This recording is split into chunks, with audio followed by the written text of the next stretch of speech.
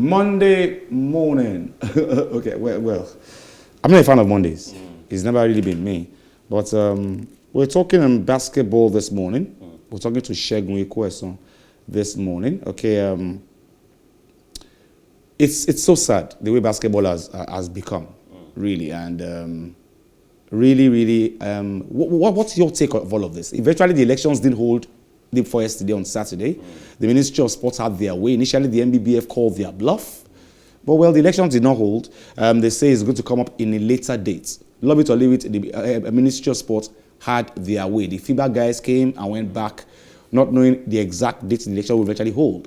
Yeah. But isn't this what they call government interference? It is. It's government overreach. When it comes to football and basketball in this country, it seems to me like only a couple months ago, we were celebrating a fantastic achievement. And now we're back in this space where we're talking about government overreach, government interference, and ultimately we know it's politics. It's all political.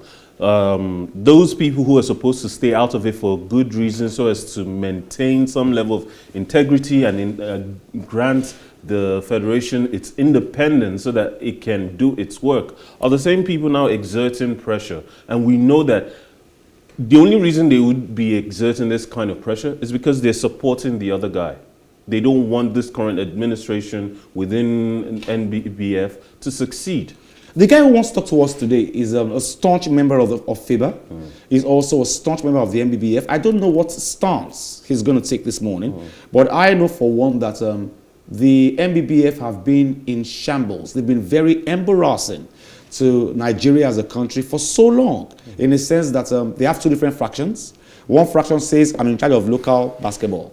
It's so sad that in the last 3 or 4 years, we have not had one match in the male Nigerian Basketball League because the case is in courts. Now, the same guys who are in court are the ones who are having the protests.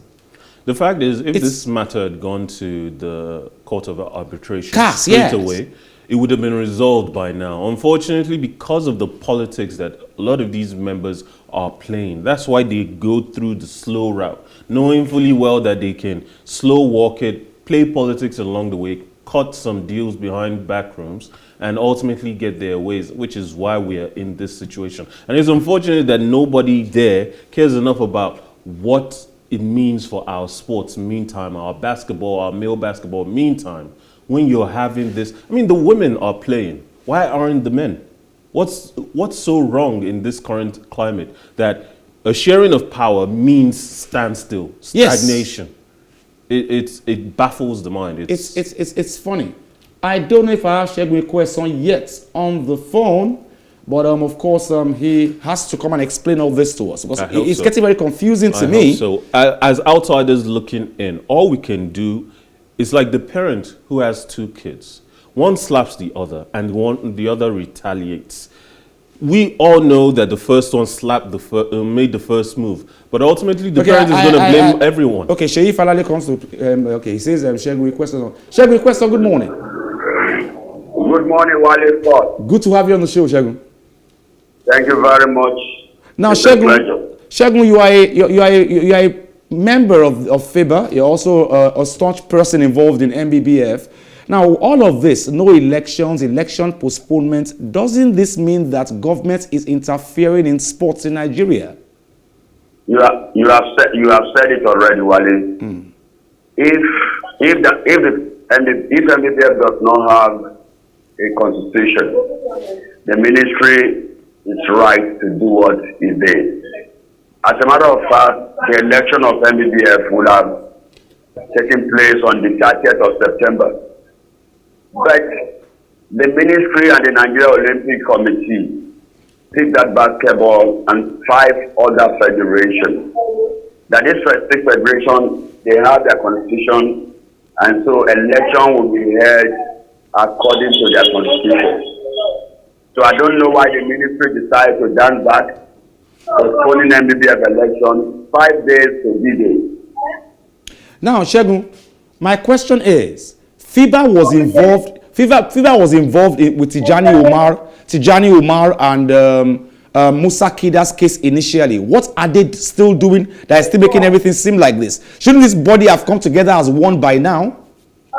Well, 4 years ago, if you remember, yes, Tijani Umar board actually have the constitution, but it is the duty of the NOC to find out from respective international board federations if they indeed sanction such constitution. And FIBA did reply then that they are still fine-tuning. They are yet to get to the root of the constitution. Why they did that, I don't know. And so the then NBBF election has to be held with the Federal Ministry of Youth and Sport Development status. Now, but Segun, this time is different. okay. Now Segun, the NOC actually sent letter to FIBA in Switzerland, and they responded in the affirmative that yes, they have sanctioned the constitution of NBBF. now Segun, Colonel Musa Amedo was on a show recently, and he said that the protests that took place a few days before the elections were arranged by disgruntled members just to rubbish Musa Kida. Do you agree with that? I would not say anybody is disgruntled in Nigeria basketball. If you watch everybody around basketball, passion is a driving force, just like everybody. So I won't call any stakeholder disgruntled. Everybody in Nigeria Constitution has a right to protest, whether targeted at individual or targeted at an organization or targeted at the country. Now, Segun, before I let you go on the show, in your opinion, you have been in basketball management for a while now. What would you advise? What should we do next to ensure all of this ends? The ministry should just stand up and allow the election to go, because it has a lot of bad meaning to Nigeria basketball. For example, the Premier League ought to have been concluded, yet to be concluded as I speak. The World Cup 2023 World Cup qualifiers start this November. Nigeria is going to play Cape Verde, Mali, and Uganda. Because of the brouhaha, we're supposed to have hosted one of the windows, but right now we have to travel to Angola, because Angola is hosting Group A and Group C in Benguela. And I just hope this will be done quickly. If the ministry is still insisting on postponement, it is high time they return the caretaker committee that midwife the federation activity towards the Tokyo 2020 Olympics. So because the ministry cannot call players. They don't know any of the players, so they should return the caretaker committee if they are insisting the election cannot go now. Because we have just about 25 days from today to the first jumbo Nigeria versus Cape Verde on the 26th of November. Segun Ikuesan, thank you very much for joining us this morning. Thank you very much. It's my pleasure. You were talking about that a few minutes ago before we came on the show, that what happens to the caretaker committee. He says return them, make sure they are in place, because he says the first match against Cape Verde in the basketball qualifiers now is on the 25th of November. And he says somebody has to be in charge. Yes. You're asking that. But the current situation means that anyone who seems to feel they have a stake in the outcome of leadership right now may throw their hat in the ring, but without an election to sort through all of these. You and I know that in Nigeria, I should have asked him that. You and I know in Nigeria that we depend on government funding. The Basketball Federation will never come out and say, okay, good, we have qualifiers against Cape Verde in Angola. They are going to go to government and say we need money. And that's why government always has a say in sports in Nigeria, because we actually always run to them. Now, if we have to run to the government, say, okay, good, we're going to play Cape Verde, we're going to Angola, who is going to meet the government now? Is it the caretaker committee? Is it the former president? We don't know. As regards the matter of funding from the government, every government around the world puts money down on the table. It's part of their budgeting assessment throughout the year. It's what is meant to be done. Now, there are limits to how much power. An audit is essential to know how much money is being spent in what regards. But it doesn't mean they get to then make up the regulations and the constitutions as to how the federation operates. That's not how it's meant to be, because at the very least, when you hire, okay, so in government, we have something called delegated legislation. It means you pass power to a specialist department to handle specific responsibilities. That's what these federations are there for. They are specialist departments. Let them do their jobs. Fund them and step back and let them do it. Yes, government interference is what everyone is talking about.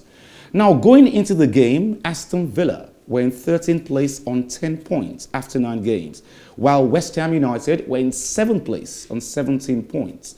Now, 40,874 fans packed Aston Villa Stadium. West Ham opened the scoring in the 7th minute with a shot from Benjamin Johnson. Rice supplied the assist. Oli Watkins scored in 34th minute as Aston Villa leveled the score. The assist came from Buendia. Now, West Ham pulled ahead only 4 minutes later in the 38th minute when Declan Rice scored. Pablo Fornal scored the 4th as West Ham drew further ahead late in the 80th minute. Now, West Ham widened the gap only 4 minutes later when Jarrod Bowen scored late in the 84th minute. Aston Villa's Eric Konza was sent off after receiving a straight red in the 50th minute. The final score was a decisive 4-1 win for West Ham United. Let's not waste time on that one. Let's quickly talk about what the surprises of the weekend quickly in the English Premier League. First, it was Man City. They stunned the world. They lost. Then Liverpool, with all their initial gra-gra, drew. The last 2 times Crystal Palace has beaten Manchester City has been at the Etihad Stadium. I remember on Saturday, I think Victor was certain that Manchester City were going to win. And sure, they should have won. And you and I agreed that Crystal Palace have this flow since Vieira came in. Yes. And Crystal Palace and Manchester City played the same kind of football. The only person that can win that game is who wants it most. Yes. And Crystal Palace wanted it most. At the end of the day, the fact is Crystal Palace have had a lot of good, positive football played in the recent weeks, except they've not had the kind of results they wanted. It was only a matter of time, and certainly Providence, we've seen in the past, situations like these happen where the team that should be winning isn't winning, but then they come up against the giant, and that giant seems to fall on the day. Can we conveniently say Chelsea's home and dry? I don't know. They are still early days? It's still very early days. We've seen this with Manchester City the last couple of seasons. They start out very poorly at the beginning of the season. They have a few hiccups. But then come November, December, January. That's what Alex Ferguson used to call the dangerous bend. Yes. That's that bend. The fact is, if you can make it out to that bend well, you could do it. The fact is, in American politics, there's something they call the October surprise. And oftentimes we see it in the Premier League where October comes around and big teams drop points. That's the bend. Yes. And once they get past that bend into the winter window, completely safe from the October month, then they pick up steam because they all know that whoever is top come January most likely should win the league. Now let me link them. Antonio Conte was supposed to come to Manchester United. He gave them expo that if it comes to Manchester United, they're going to play a 5-3-2 formation. And they're going to use Edison Cavani and Ronaldo up front. And of course, Solskjaer, sharp guy, picked up the expo and used the match. Used that formation, and it worked for him. Honestly, I wasn't surprised to see it because I think it's what you expect now. Once Conte established the 5 at the back formation, at 5 Chelsea, in the middle, 3 at the back, and then 2 up front. Once he established that at Chelsea, he sort of made it's not a go-to formation in the Premier League. The Premier League has evolved past the good old days of the 4-4-2. Even the 4-4-2 diamond formation is out the window now. Now everyone is trying to come up with a more possession-based type of football. Sure. 2 strikers are hardly played in any match now.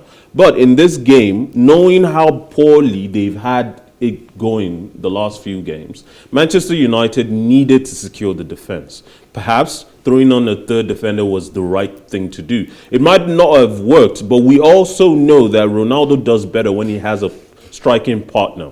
I don't know what this means going forward for the abundance of wingers they have. Rashford, who isn't experienced enough to play the way Cavani does next to Ronaldo. Because if you saw that match, the striking partnership... It was a match made in heaven. Yes, the striking partnership showed that experience is key. The movements of Cavani off the ball and combine that with Ronaldo, you got a very good option up front.